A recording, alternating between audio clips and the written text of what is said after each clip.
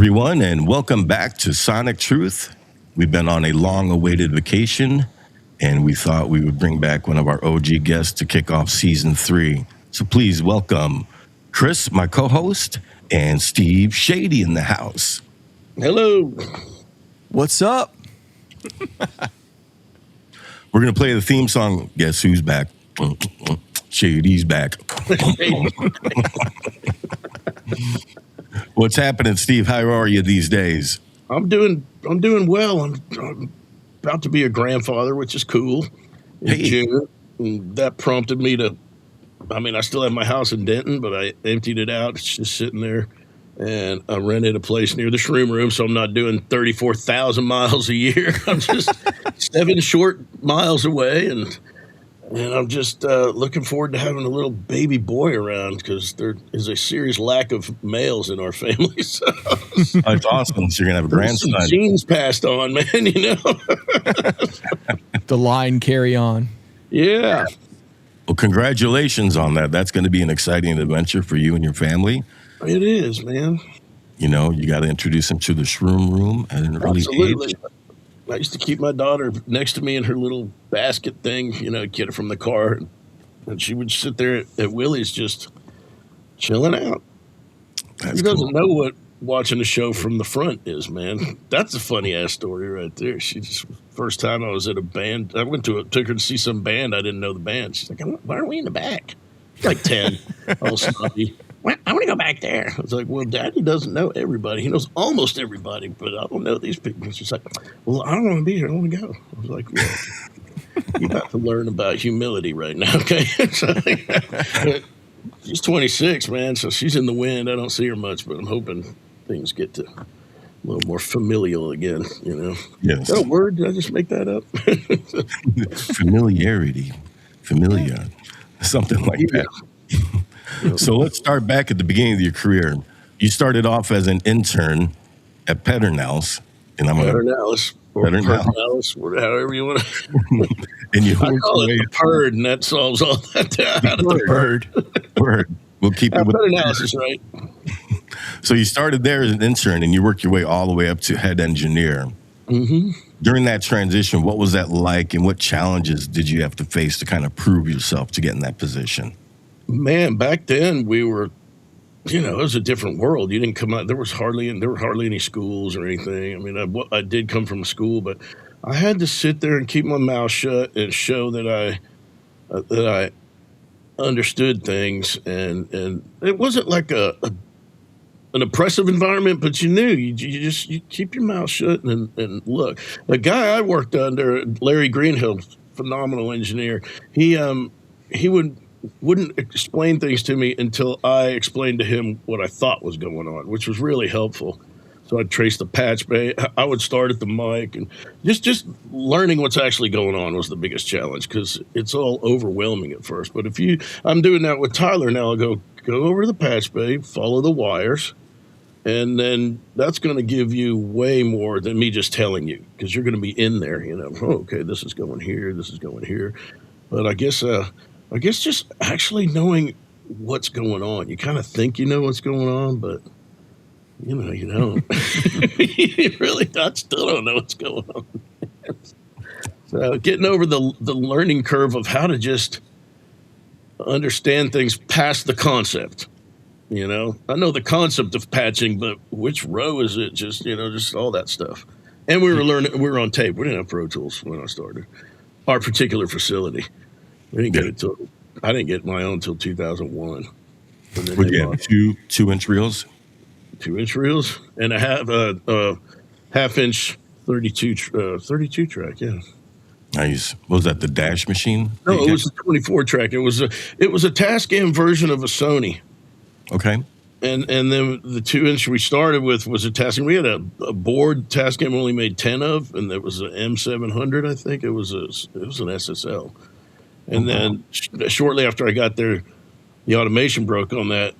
I think Selena had one. There weren't too many people that had them. We couldn't get the cards for the automation, so we got SSL. We always had the Neve on the side, the 8024, though. Nice. And, yeah, 2-inch, man. So I was a real change in mofo, man, because, people, Willie doesn't wait. Just start singing, man. 14-inch reels, big ass. I can still do an 800 really fast, man. Nice. Yeah. I would already have them, I would do the tails out thing, but then I would make them heads out just for the session. You don't want to store it that way because print through. But I'd just be like, bam, bam, bam. Now, during that transition of, I think we've all, older people have experienced that transition from the analog world to the digital world. From my experience, there were still times working on projects where the formats weren't compatible. People may have jumped into Pro Tools so quickly and got rid of their 2-inch machines, but you're still working on a project that's 2-inch or vice versa. Did you ever encounter that transitional period in the studio, or was everything strictly now we're moving to digital and nothing else is 2-inch? Oh, no, it was a slow. People didn't, in my realm, people didn't trust it. Or we did every dump. We would record the tape. We started recording the tape and dumping, synced up, because we'd put it back on the tape, which was weird. And then people started syncing the Pro Tools to it. But, I miss timecode. People don't use timecode anymore.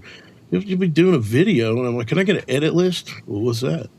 What are you talking about, man? That's where you cut the, And I had to tell a guy, I didn't know he was using Adobe or something, which I don't mess with any of that. I'm like, I guarantee you there's a place on one of those menus to generate an edit list. Send it to me. So, no, syncing stuff up to a stick hit on a cymbal or something. So, yeah, we synced everything. And then finally, people got comfortable enough with Pro Tools. But I remember guys in there with 9600s at Mac, Apple 9600. Yeah. And you do a crossfade on a set of drums and go, it's like, what the fuck? But it was syncing, dumping, syncing, going back, then syncing them up together. And then it was just like, well, I still try to use timecode if I can, just for me. Yeah. Original timestamps. I'll send something. I'll send a Pro Tools session to somebody. I'll take the file and put it at 0. I'm like, stop doing that, man. Put it where it goes, man. They'll send me a steel guitar. I'm like, how am I supposed? There's not a downbeat on here. How the hell am I supposed to set that up, dude? Those are one of those things within engineering. A lot of people, if they're not collaborating with others or have to share mix files and such, understand the process of that so that it properly does sync up. Yeah, and video, man. How are you going to do video without timecode? Timecode's dead, man. It's like, as far as I can tell.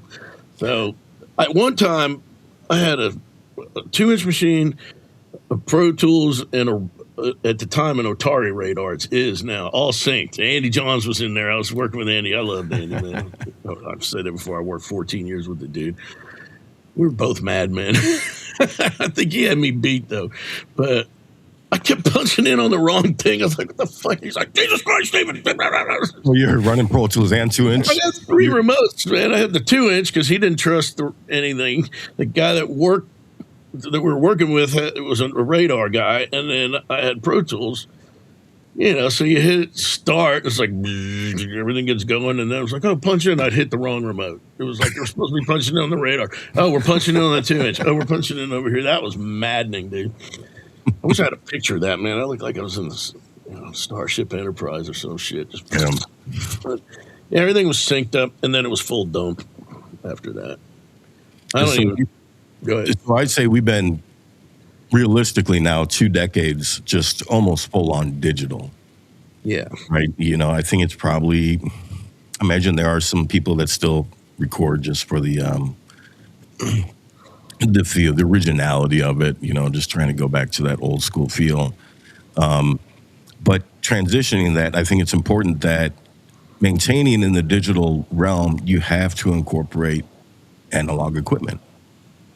Yeah. That's the key element in which still to this day, still trying to teach young people up and coming that want to become engineers or music producers, how important that is.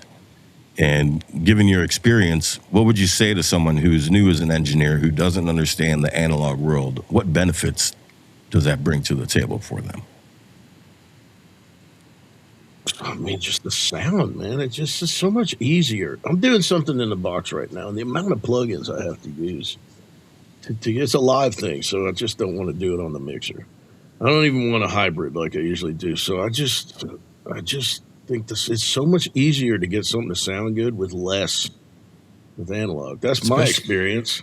Especially on the way in, just capture it in, it's, what you can hear it in real time, what you're doing to it. And it inspires, I think we've talked about this before, inspires the performance as well when they can hear, oh shit, this is what my voice sounds like, through a compressor or two compressors chained or whatever, And I think one thing that's funny that I did want to touch on going back to tape is you spoke, you were talking to Matt, I think with Working Class Audio about this, how you always get, not always, but from time to time you get groups that come in and they want to record on tape and they want to do it all like on tape, nothing digital, or they don't want to do any punch-ins or just single takes or whatever. And, and you were talking about how long does that usually last? When they come in, they want to do that. About 2 days is what I reckon. That's the last experience I had. It was like, we're not going to have it. I don't want to see a computer in the building, blah, blah, blah. I had the 480 snuck in there because, it's easy. But I had the chamber going. Oh, that's a side thing. But I was like, this fool, I just put a piece of tape over the lark so he couldn't see this. I probably just busted myself, man. It's like, yeah, okay. What was the question? I've already forgot to go. 2 years, 2 days, man. Before they break, yeah. It's a different world. It really is. I mean, you be a musician back then. You had to you would practice, and now so many things are just written in the studio, and they're capturing it in the moment. Versus back then, where it's not everything was like that, but I mean, you had to be really, really fucking good, like back then. I don't know if it's human nature. There are some damn fine musicians in Austin, and they're good, but they're like, well, let me do another. Let me, one more. Options being there has made them, I'm not going to say lazy, but indecisive, I guess. It's like, dude, you just played 3 things that any one of those is fine. They're all good. You're really good. What the fuck, man? It's just 99 playlists. Yeah. Okay. I think a lot of times too, even for myself, when I was young coming into the game and doing recording sessions and you'd watch people record, in your mind, you're like, oh, he could do better. He could do better.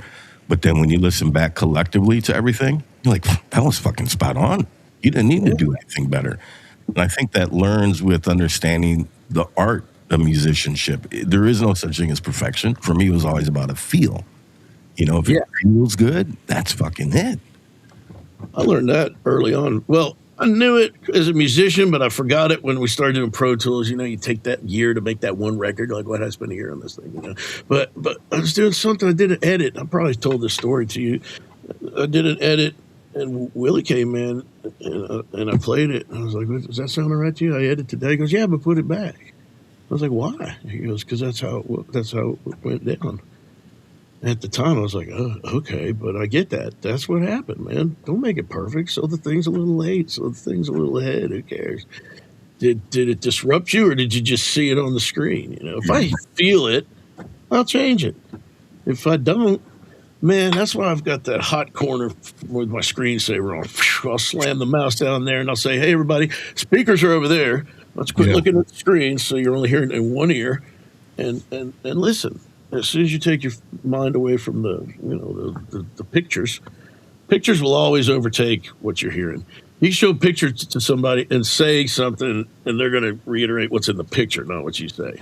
Or they'll hear an edit when the thing goes over the line, but if they don't see it and you go back, all right, I'm going to go randomly back. Where was the edit? Even me, I'm guilty of that. No, I hear that shit. Well, I'll go get something in the lobby, come back and listen without looking. I'm like, no, I don't hear it. You're not that good. But yeah, Willie was like, that's how it went down. And it's so simple. It's genius. It's like, that's what happened. And it didn't ruin a vibe. So just keep it. We're always fixing shit we don't need to fix, man. Yeah. And that in itself ruins the vibe. You can stiffen up the track pretty good, man. Yeah. Very quickly. I remember doing that. God, this was early on. It was a Hillary Duff record, and we would do the drums.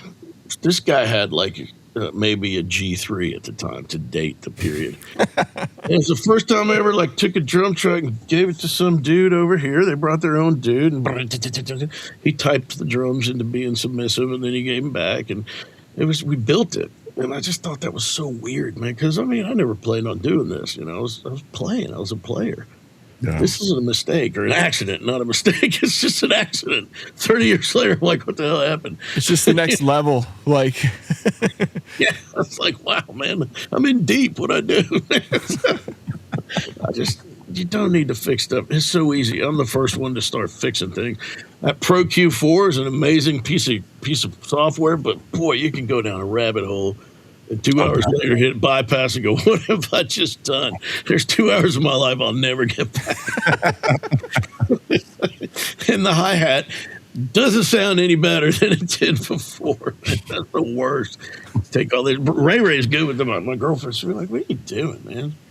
I mean, she'll it's like, are you drawing a picture with that EQ? What's going on? Like, Peaks and valleys. I love having her in here because otherwise I'm just like, you know. Yeah, she stabilizes it. And she's like, well, I'm not a professional. I'm like, yeah, that's what I like. I don't want a professional. Everybody's got an opinion. I just want to know how you know, she's a good barometer for the general public listening. That's good to hear. Wants to learn shit. And I'm like, I don't want to teach you stuff because then you'll be. She already hates my snare. Y'all seen those reels, right? She's a snare hater. I don't know. It doesn't sound right. What? What's wrong with it? I don't know. Why can you say it doesn't sound right if you don't know? I don't know. It's not sparkly enough. It's not. I'm like, oh my God, dude. So we kind of play on that and do funny reels now, but I mean, that's real. She's just like a snare hater. It's like, well, it's a good barometer. So you've worked in many genres, right? You've done country, rock, blues, folk. Do you approach those differently, or is it when good engineering transcends? I approach everything the same. I'll try and get everything as clean and punchy and like on a kick drum, for instance, I'll always go with even if the guy's like, make it real poofy, dude, because 9 times out of 10 like, oh, I like that one. You know, you can just pull the inside mic down, put the outside, boom, boom, boom. But if you can I was brought up in a commercial facility where stuff went away all the time, like other people mixed it, so you had to have that whole spectrum. You couldn't mix colors. You had to give the guy all the colors so they could make whatever color they wanted down the line. You didn't make a crush mic onto tape. You know, you didn't do that because you did everything so anybody could go any direction with that. So I kind of try to capture all that. You know, I mean, I'll compress and carve stuff up with an EQ, but I make sure you can go somewhere with it. Unless I know. I mean, if I know I'm going to slam that, I'll do it. But people change their mind. You know, but I have a picture in my head, and I'll commit more nowadays, but for the most part, we had to make things neutral. Clinical, I guess is the word. But if you get good sounds, you can pretty much turn those into what you need. You know? Yeah, because once you commit, you can't go back. No, man. So many times I'll get something, I'm like, well, that's cool if you want to do that. I guess I'm doing that because that's what I have, you know? That's not what I was thinking. So now I don't do everything, you know, so sometimes I'll do, I put a lot of stock in what the artist wants. I'm not like, nah, I don't do that. That sucks. I'll try anything. And if I still don't like it, I'll tell them like, well, that's not what I do, but yeah, kind of get into that relationship between the engineer and the artist, because you'll find some engineers that are just adamant about having things a certain way and just kind of, you know, just drilling the artist. And for me, that's never worked in the past. I've experienced it. I've been guilty of it myself. And understanding the importance of what the artist's vision is, you have to kind of, you know, capture that for them. Yeah, I feel like it's their art, man. I joke around a lot, and I'll say, well, I mean, I'm the Burger King of recording. You've heard that before, you know, Chris. I'm like, I'm the Burger King of recording. Have it your way, man. Hold the pickles, hold the lettuce, special orders don't upset us. But, fuck, man, if that dude's going to listen to that the rest of his or her life, man, but I'm really not going to listen to it again. It might here and there. And I'll say that jokingly, but not so much. I don't care, whatever you want. I'm not going to listen to this ever again. Just, haha, funny, which is kind of true, kind of not. But I have all the takes. I have all the stuff. I have my own room. If I really want to hear something some way, I'll do a mix that way. And I'll listen to that one, and they can listen to theirs. It's theirs. It's not yours. You don't own that shit. Good point. You're helping facilitate what they want. This is a service industry. I don't want my waiter telling me how to have my steak, so I'm not going to tell you how your song that you wrote should sound, man. Yeah, right on. Some people want that. Some people want to be told. Other people want to be told. It's not that I don't care. I'm indifferent.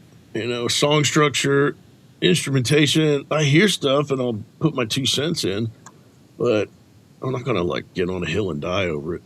Especially nowadays, you don't have a day to fight over something. No. And I've seen people go a day and a half. Y'all still talking about that? All right. We're going to read tape off. Boy, figure it out. No phones or anything. Had to go read that tape off again, man.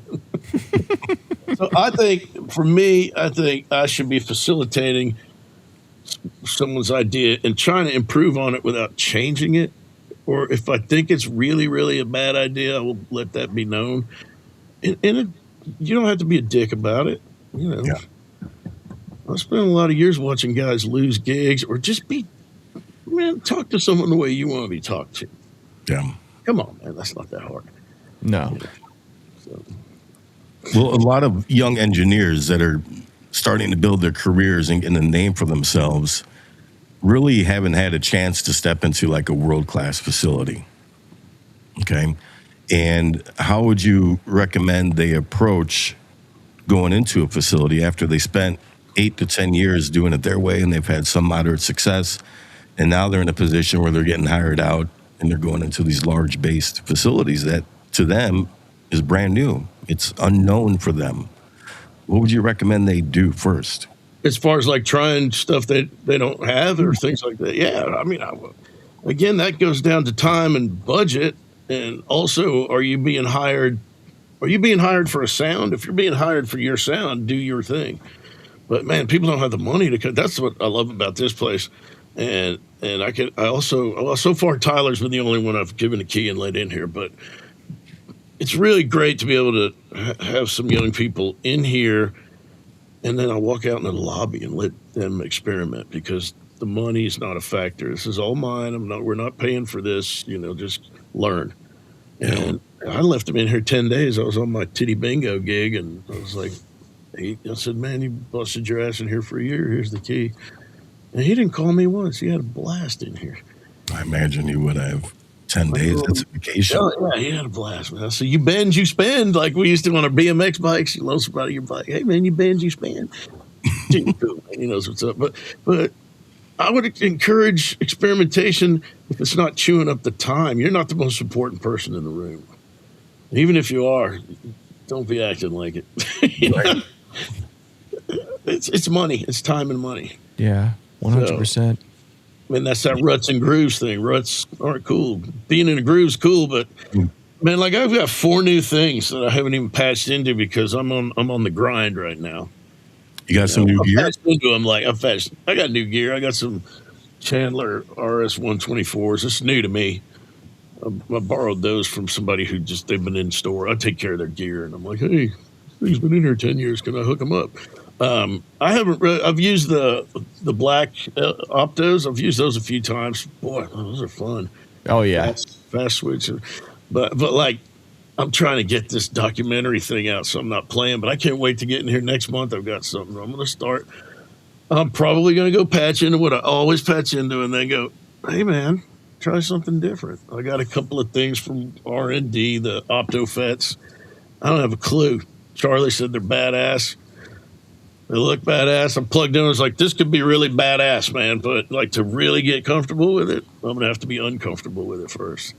That's the thing. You got to try on some pants before you find the ones. Which are fewer and fewer these days, man. Yeah. But I would encourage experimentation if you're not doing it at the expense or get in there early, dude.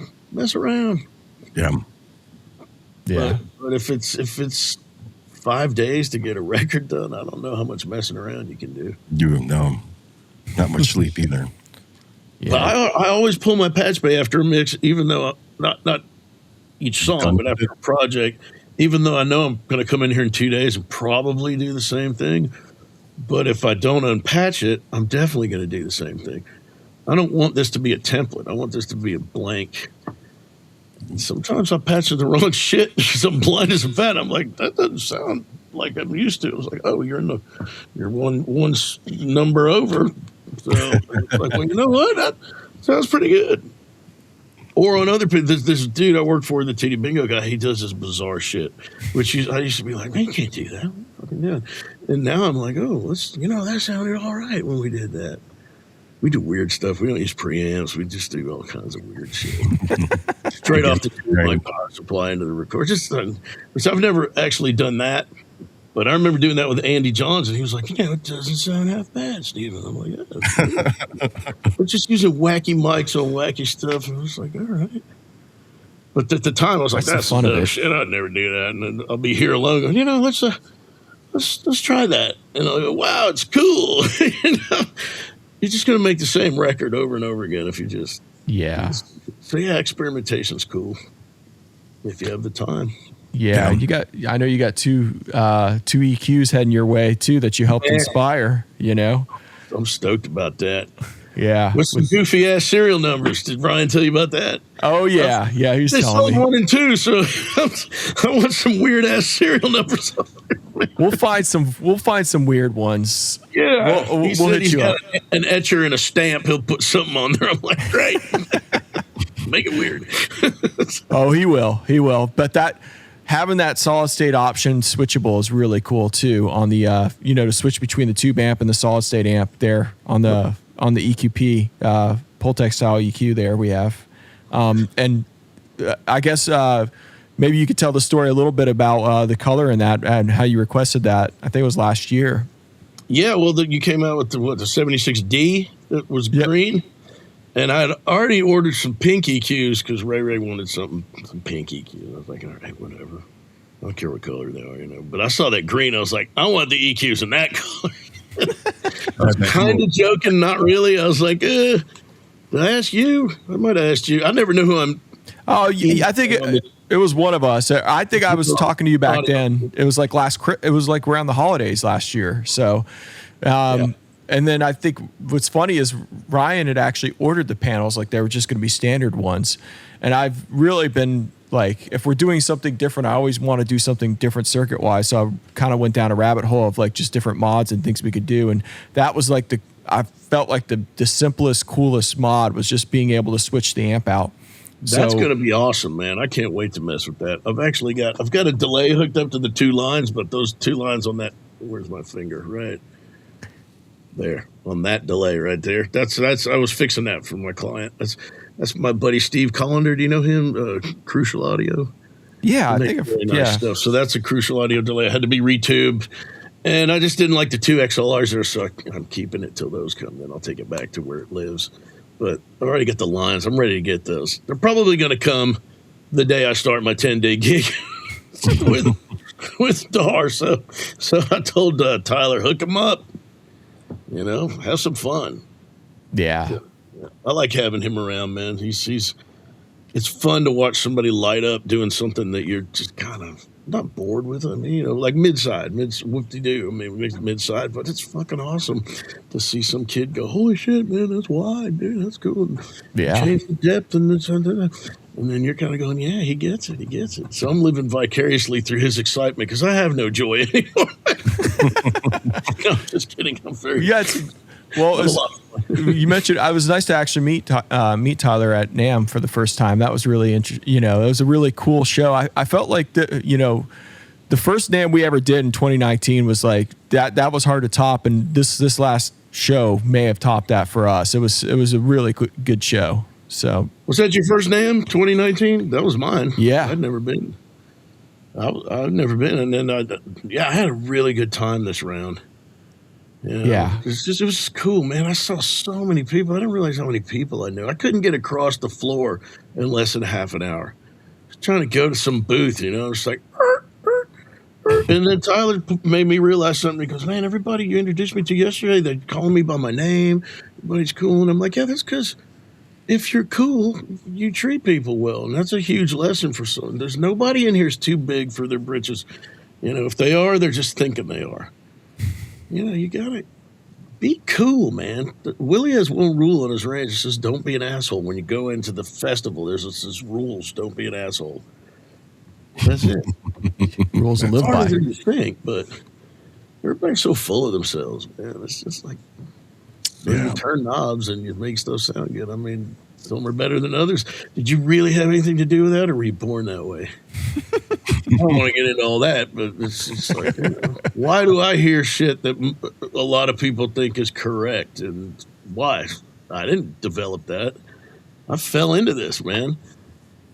Yeah, I don't even know the numbers and all. Like I said, I can't see, man. I just turn knobs, man, and when it sounds good, I leave it there.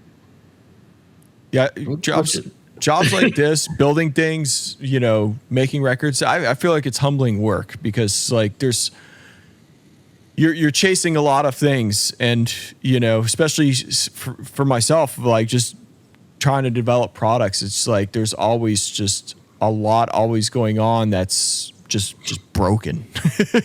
It's just always something's broken, and it reminds you that you do not piss excellence, and I love that about it. And it's when I was making records, it was the same thing. I wish I had time to make records, but like it's a challenge. That's I immediately like just love this end of it so much more than performing live or anything like that.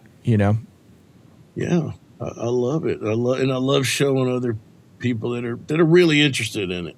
If you're in here wanting to, nothing against making beats, but that's like the most common thing I get. Like people want to be an engineer, and then they just really want to learn how to make beats. I'm like, well, get you, tune tracks or some kind of shit, contact, and learn how to make beats and draw MIDI. And there's nothing wrong with that. I mean, I've heard some beats that are like, that's badass. I wish I could do that, but I don't have the patience. But I mean, that's not the love of the art, man. Or people just want to just come in here and I just want a hit record.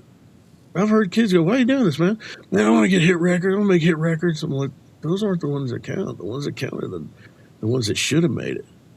Yeah. I keep saying this, and I want to get a record made up like an RAA that's made out of plywood.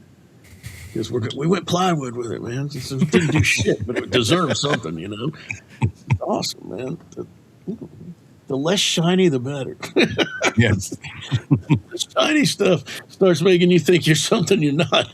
I mean, I've been guilty of that too when I was younger. Maybe not, in my right mind. Just be like, I'm badass. Yeah, really? Look around. Everything's falling apart around you, but that shiny thing on the wall says I'm badass. No, it's lying to you, man. Yeah, you just recently got a Grammy, didn't you? I got a third Grammy, but it's interesting. It was one that was from 2016 that I was credited wrong on. Oh, really? Yeah, and I don't know if it was new or I just didn't notice it, but there's an appeals process. And I was like, yeah. So I was like, fuck it, man. And Willie's wife was like, no, you need to get that just because it's good for you to have. So I got one 2016 for the Gershwin record. I got credited as additional engineering. You don't get one for additional engineering. No, you do. I called Buddy Cannon's office, the Willie's producer, and they were awesome, man. I tried almost a year on my own to do it and didn't get anywhere. And then I called Buddy's office in Sony and then filled out some paperwork. And like in 6 months, I had it. It showed up. I was like, awesome. So I got 3. But again, man, we just were taking shots out of it the other day because I don't do that too much anymore because it got to be too much of it. Like, nah, dude. Everybody wanted one. But if I really like you and you're a fan of music and you're not star fucking over it, you're just interested in it, genuinely. I was like, well, you want to take a Grammy shot? Like, what's that? I'm like, you take a shot out of the fucking Grammy. They're like, oh, no, I can't do that. I'm like, come on, man. When are you going to be able to do that again? The offer expires soon, like Ronco. Act now. Offer expires pretty fucking soon, so because I'm like getting my wits about me. And we were doing Grammy shots, just to watch people. I like to see people have a good time. Yeah. I mean, that's what it's about. That's why we all started it, right? Because it's a fun gig. It's exciting. It's supposed to be fun. Man, I'm finding that excitement again after about 5 or maybe 10 years of being that guy. It's fucking business. It's fuck that. Everything sucks. And I'm like, no, everything's pretty badass, dude. You know, finding gratuity, gratefulness again. You know, because I'm pretty. Like, come on, man. I show up at work. I got up early for you guys, but I was going to say, it's pretty early for you. Yeah. I sit here all fucking day until the sun goes down. If I could see daylight through that mushroom there, it ain't happening. I just wait till that goes down, and then I get active. Like, I'm pretty logy right now. I'm kind of like, but as soon as the sun goes down, something happens. Yeah, we have this drug related. I don't do drugs anymore. I just get this darkness comes. I'm like, all right, let's do some shit. Everybody's like, we're kind of tired. We've been here all day. I'm like, yeah, but I haven't been really doing anything. I've just been phoning it in. F12. About 6:30 or 7, I'm like, hey, let's go get this out of the back and try this and do that. So it's fun. Fun. Now, where can you get some of that gear at? I see Chris is rocking the Shroom Room shirt. And you got that. Cross promotion. Swag? Yeah. I'll send you a shirt. That gear you can get at AudioScape. Why can I not get this at that gear right there? Oh, you got it. You can get at AudioScape Audio. Is it AudioScape Audio, right? .com? It's audio-scape.com. Okay. Yes. I had to use the dash. Yeah, when we started back in 2016. Back when they stiffed you out of the Grammy, we were just starting with our website. So, and stiffed you out of a consistent thing. They had to throw a dash in there. Huh? Yeah, exactly. Yeah, that's like my Instagram says Steve Chadie 50. I did not set that up because I knew I wasn't going to be 50 forever. So I'm looking at that now and go, I really should change that, but it's kind of like set in stone now. Yeah, I'll keep it. But forever 50. The shirts, I'll send you a shirt when I get another order. Was I talking to you about it earlier? We were talking about swag. I was like, I'm going to make my money back, but I'm going to give this much away. And then everybody's like, dude, why is he getting a shirt and not me? I'm like, just take the fucking thing. Shut up. I had hats, shirts, stickers. Did you get your stickers? Oh, yeah. Yeah, the crew loves them. Yeah, Nicole gave them out. I've seen them on everyone's desk. They're rocking them out, and I didn't even know this. Glow like I was not even thinking. I get up in my day and I'm so focused on what I'm doing. It's like this shirt glows, and like in the dark. You're frozen up on my screen. And that was really that caught me off guard when I was like in the bathroom or whatever one day at work, and I was like, oh wow. Do the shirts glow? Yeah, the shirts glow. And the hats glow. Man, you can see this thing a mile away under blue or black light. And then, which I didn't know they were going to use that kind of thread, but the stickers don't seem to glow. I haven't got them to glow yet. I can't hear Chris. He's all frozen up. So if you're saying my internet started getting funky here, but looks like I'm back. I'm back at it. Yeah. Well, you ready for some rapid fire? Yeah, sure. Let's do it. I think. All right. So what's one album that you vibe out to in the studio before you get started? Like, something I did or just in general? In general. I mean, I've got a 70s playlist. It's not really an album, but. All right. Well, who's on that playlist? Well, it's got, God, what the hell is that? Heard It in Love. Marshall Tucker, man. Got to start off with some of that. Marshall Tucker. Well, hell, let me get that thing up. I'll tell you what's on it, dude. It's super long, but no, honestly, it's got like Marshall Tucker. It's got Glenn Campbell. If you can believe that. All shit that was like done live to tape and just kind of, it's smooth and soothing. But and then, I mean, I'm gonna tell myself some Air Supply, if you can believe that. Hey man, some of that stuff I used to think not was not cool when I was younger. Those are really well made records, man. Little River Band, those records sound great. It's like, God damn, man. Anything that was, I don't think about the process when I'm listening to those. When I'm in here just kind of chilling, I'll just put that stuff on. Just enjoying the music. I've been turning like this guy, Reese John Steigel, the guitar player from England. I was playing that Marshall Tucker, and I started pointing out, listen how they trade the solos off, and how he's fading out with the lick, and this guy's coming in. The way they interacted, man. But if it was an album, I mean, I'll turn around and put some Bruno Mars on or something, or that thing he did with, he collaborated with Anderson .Paak on something. Yeah. Shit's bad. I'll listen to anything, man, if it moves me. I'd be hard-pressed to listen to a whole album. I love Ozzy. I love those first 2 records. I mean, just me. Dire of a Madman, I got to see that tour with Randy. I'll put that on. I'll write that top to bottom, dude. Yes. Wow. It was 82. It was about 6 months before. It's Union Arena in Dallas. And we went to the show with no tickets and got 11th row stage left, which was right in front of Randy. I was like, holy shit, man. That was badass. Yeah, it was badass. I don't know, Ozzy makes me smile, man. I was bummed when he passed away, but yeah, I could do that top to bottom. It depends if I want to rock out or if I want to get my shit, man. I'll put on some Marvin Gaye. I'll put on anything. Okay, but it's mostly playlists, So what's that? That's good. Go ahead. You love what? I love that Bruno Mars Anderson .Paak thing. Yeah. Oh, Alberto says hi, by the way.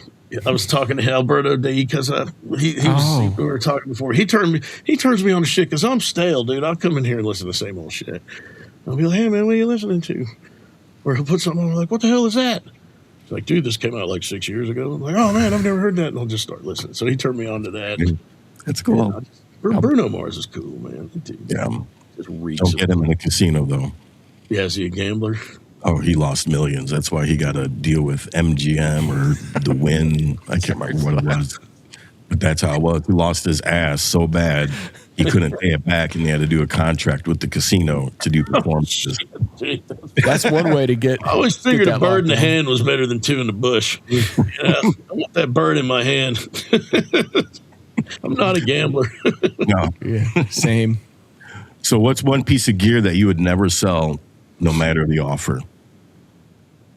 Damn, dude. That's rough. Just got to look. It's like, it's probably because I've used it on Willie for 30 years, the Tube Tech CL1B, which some people hate that thing, man. They're like, fucking Danish piece of shit. That's what Andy called it. That Danish piece of shit. I'm like, what? What? It's just, it works on a lot of stuff, man, but mostly vocals. I like it on vocals. Man, that's not a fair question, dude. I don't have a piece of gear I don't have one. Can part with. If it couldn't be the LA2A, it'd probably be one of the Optos. Not the LA2A, the CL1B, it'd be an Opto. I put those up against the Teletronics out there at Willie's place. I mean, aside from the crackling switches and all on the originals, and the meter, I don't know what they shouldn't even have meters on the old ones. No. They're never right. It's either like not moving or it's you're like, put a piece of tape over that thing. Those are badass. I mean, when I use the Tube Tech on, I'll go to the Optos next. I'll tell you what's a Swiss Army knife is a fucking the R&D, the channel strip, the Shelford strips are nice too. Oh yeah, those are great. Yeah, that might be the one because it's got a compressor EQ and preamp in it. Okay. But I need it all, man, and then some more. So which artist or producer have you not worked with that's on your bucket list if you have one? Artist or producer? Yeah. Damn, that's a good question, man. I'm doing a lot of local stuff now I'm into, but fuck, man, you got me good on that. This isn't really rapid fire, is it? Let me think about that. I mean, honestly, I think it'd be weird. I wouldn't mind working with Rick Rubin just to see what the fuck's going on there, dude. Yeah. I mean, he's made a lot of good records too, but I want to dig into that. No, I don't know how to work a piece of gear thing because I've seen him work a piece of gear. I kind of want to work with him to fuck with him a little bit. Hey, man. Growing up, he was always my favorite producer because it's the amount of genres that he was able to go in between, from Slayer to Run DMC to Dixie Chicks to Johnny Cash. And I'm like, you say you're an engineer, but then years later you say you don't know how to work the equipment, and then you're a bass player, but then you don't play bass for people. And then you hear stories of other band like Metallica saying he never showed up to the fucking sessions, but then he'd take the records and give his input. And it would be curious to see his workflow. It really would. I'm really, really curious. But every now and then, like for a lot of times I'm just going, what the hell is he talking about, man? But sometimes I'll be like, oh, that's interesting. Like he has a take on AI that's I think is pretty interesting. It's never going to be. It might get there. I don't know if I agree, but at the time it was like it's always going to be a facsimile of it can only do what it's learned. So someone else has to come up with it first. Right. That's what I always say. A human developed AI, so it's always going to have human errors and thought, in my opinion. Yeah, well, I hope. I mean, I hope the error is not on like a nuclear facility or something. You know, it's just getting crazy. But I just, Rick Rubin would be cool to work with. I worked with George Draculius. He was sweet. Oh, that guy was hilarious, dude. He was running the band. I won't say the band, but he was just he's in that, like, I'm gonna try and get something out of this guy by just fucking with him kind of. You know. I was like, God damn, George, lighting up on this dude. He's hilarious though, because he's huge and his voice is so small.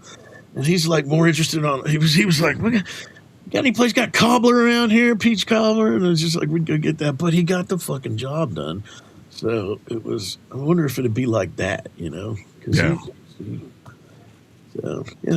Artists, I don't know, man. I'm not very up on artists. Most of the guys I want to work with, they're dead. Maybe I'll work with them in the beyond. I don't know. One last question. What was your first concert that you went to?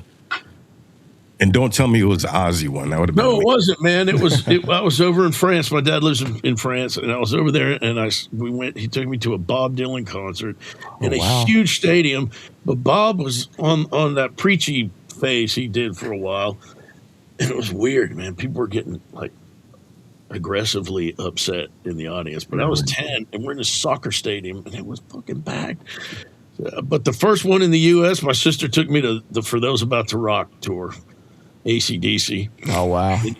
God, I was 81 maybe, so I was 13. And back then, you know, I'm 13, guys are passing me joints and shit. I'm like, I'm like, nowadays you get taken away, you know? And I turned, my sister was making out the whole time with her boyfriend, so I was just like, shit, man, what do I do with this thing? You know? 13, I wasn't quite smoking dope then, you know? It's just like, you're doing that. I didn't inhale. Yeah. So technically it was Bob Dylan, but the first one I went to, like, where it was like, that was For Those About to Rock. That shit, those cannons were so loud. I will never forget that. Oh, man, that shit was deafening, huh? Yeah, but man, it was badass. And I went and saw them about 7 years ago in Dallas. And they were just as fucking badass. I mean, it was two nights before they got rid of Brian Johnson for a short spell because his hearing. I was at the American Airlines Center in Dallas. It was just big, and I was like, "Holy shit! This is fucking sound guys back there just doing this the whole time." Everybody was into it. It was loud, dude. They had speakers underneath the stage, just blowing just doors, man. Not an amp on stage, just. That's feeling it there. That's literally feeling it. So, AC/DC here. First, really like weed and shit all around and all that. But it was Bob Dylan in Paris in a soccer stadium, and he was preaching, and people were not happy about it. That's wild. The French can get aggressive, trust me. Well, I'm 10 years old going, what the fuck is happening? I saw a show kind of similar. It wasn't preaching, but early 2000s, I saw Neil Young, and he had like a concept album, and he was just playing all the new stuff. And people in Florida, they were just kept shouting out what song they wanted to hear, and they just increasingly just kept getting so pissed off. Oh yeah, I can see that. He played the whole album though. He did not give a fuck. Just played the whole album. And then he did come out and do an encore and did some songs that people wanted to hear, that they came for. But it was pretty funny that he definitely stood his ground and did his thing. But it's interesting when people have a certain expectation. I'm going to see Bob Dylan or Neil Young, and they want to hear those songs from the golden era of their career. Yeah, my parents they're so funny, dude. They're in their 80s. They went to see Bruce Springsteen recently, and they're still going to shows and shit. You can't get me out the door, man. Hell yeah. But they went to go see, it might have been Bob Dylan, and they didn't he was doing all his songs. This was several years back, but they sounded different. He wasn't doing the melodies, and there was the words, but I think it was Bob Dylan. They're like, we didn't even recognize it until we heard the words, so they left. They just left. Oh, really? Yeah. Man, you can't tell Bob or Neil, those kind of guys, what to do. He was on that 4th of July picnic with Willie last year, and even they just kind of, when he's on, there's no going from backstage to front stage. I mean, I found a way, but it's just. But I wanted to be respectful. But it's just weird, man. When you get, it's weird. And then when he was coming back, you had to put your phone away. I was like, oh, whatever. That was weird, but those cats, man, sometimes I think they do that shit just to see what they can get away with, or because they're like, these people want to see. I'm sick of this. Can you imagine doing Blowing in the Wind after 60 years? I mean, look, I'm bored in here 30 years, Yeah. Oh, back to like the whole arguing with the band, or I'll bring up takes that I thought should have been a keeper, and I'll remix them. Have you really? Yeah, I'll just do it for me. Hell yeah. And sometimes something will happen in the middle of it, and I'll just throw the faders down. Dude, I got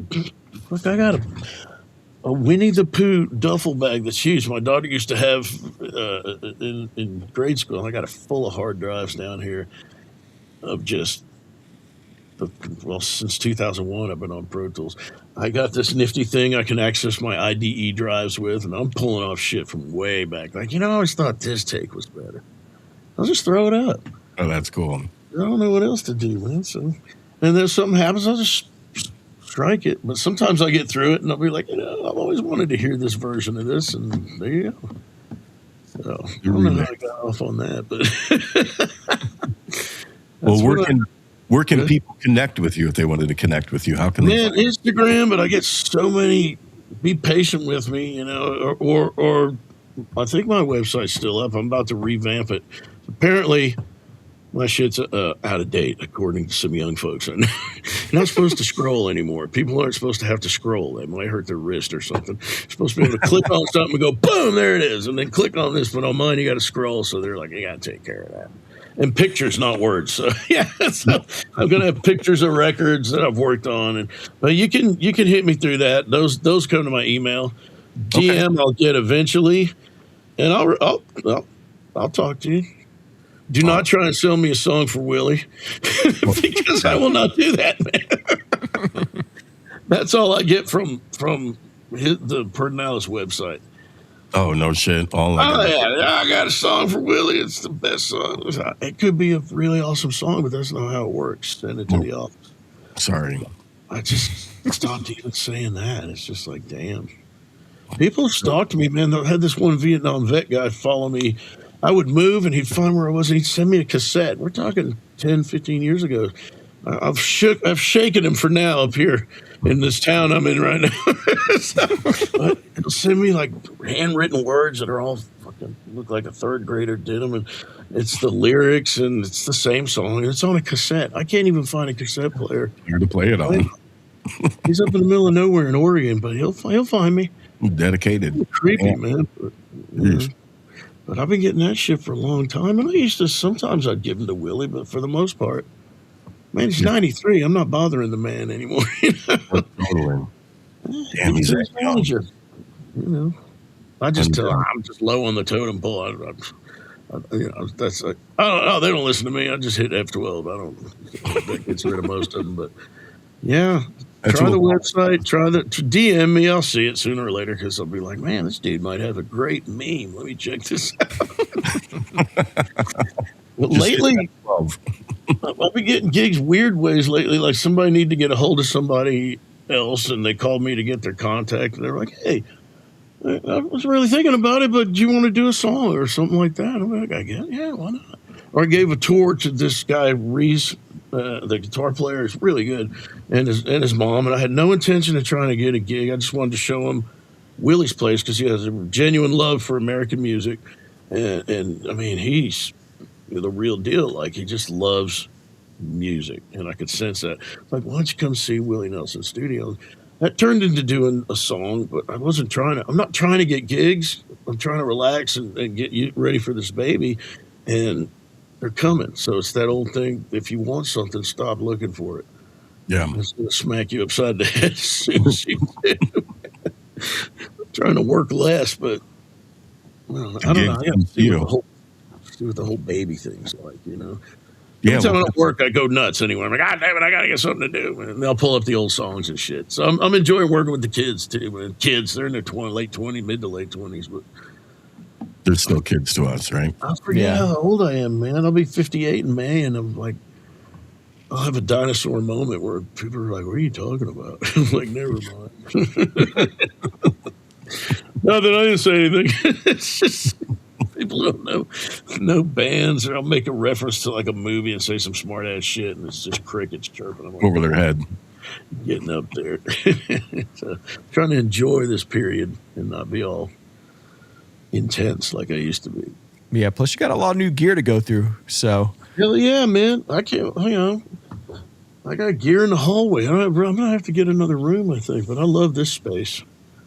This room sounds killer. Everybody's looking for a sub all the time. Like, there's no sub. It's just built correctly. Yeah. Bass dissipates, but there's enough of it to hear correctly. And I didn't have anything to do with it. The guy who designed it did it. We moved all the shit in here. I was like, this place sounds awesome. And it's kept me here in moments when I was like, you're driving too much. You need to move. I'm like, but the room sounds so good. And then my buddy Charlie, Charlie Kramsky, I'd miss him. I'd probably hang out. I never know what I'm going to do. Everything's on wheels, though. So, that's my motto. Steve Chadie, everything's on wheels. I'll get the fuck out of here when I need to, man. But it's cool. Everything is on wheels for this season of the podcast, too. We're going remote the whole season. So, all right. Yeah. So, everything on wheels. That's the theme for this season. All right. Well, I might see AES. Taking the time today to sit down and chat with us. Oh, hell yeah, man. It's always a pleasure having you on as a guest, man. You got great. Man, I appreciate that. I laugh a lot when I do this thing with Matt. Matt's a great interviewer too, man. I hate when you're just hanging there. Like, you guys keep it moving. Matt keeps it moving. Sometimes you do a podcast and the guy's just asking the same shit over and over. Like, I don't have an answer for that. You got anything else? Oh, really? People want to know. What people? So. But hopefully I'll see you at AES. They have a meeting here tonight. I guess Texas has its own chapter. And somebody asked me to go, so I'm going to check it out. Heck yeah. I mean, I just want to be around the people that I see online and like